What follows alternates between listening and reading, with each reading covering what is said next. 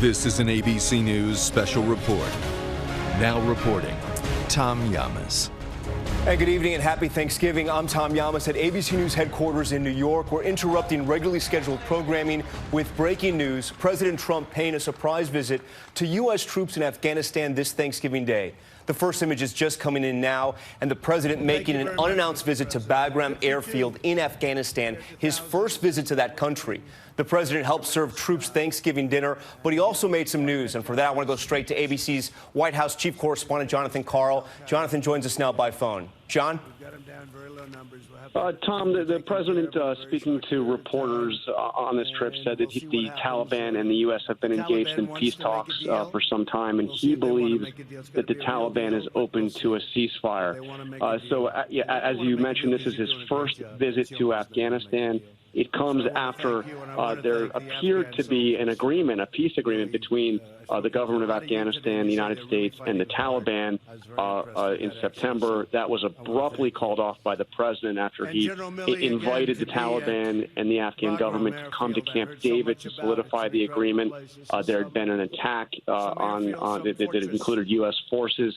He called it off. Now it appears that they are once again moving towards a peace agreement. This is the longest war in American history, of course, one that has eluded any efforts at peace.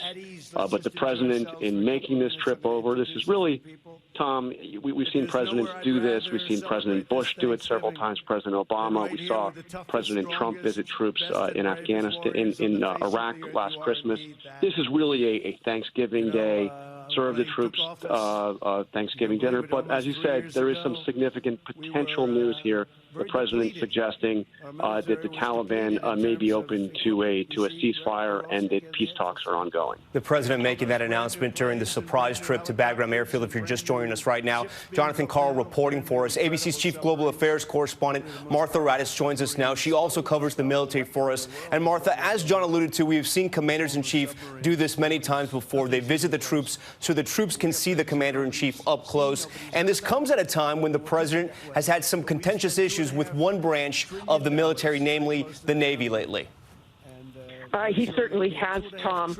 He fired, through the Secretary of Defense, the Navy Secretary over the argument over whether a Navy SEAL who had been convicted of standing next to a corpse and posing for a picture should retain his trident, of the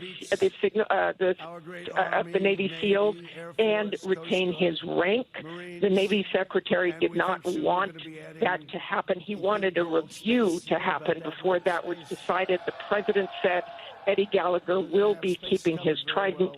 That Navy Secretary writing an op-ed just yesterday saying the president has very little understanding of what it means to be in the military and to fight ethically or be governed by a uniform set of rules and practices. He called it a shocking and unprecedented intervention in a low-level review.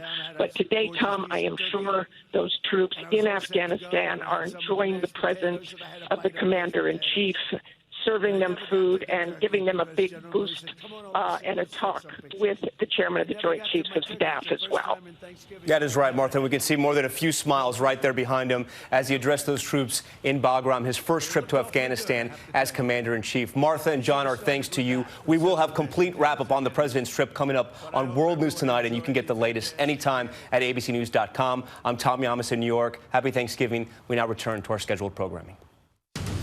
This has been a special report from ABC News. Hi, everyone. George Stephanopoulos here. Thanks for checking out the ABC News YouTube channel. If you'd like to get more videos, show highlights, and watch live event coverage, click on the right over here to subscribe to our channel. And don't forget to download the ABC News app for breaking news alerts. Thanks for watching.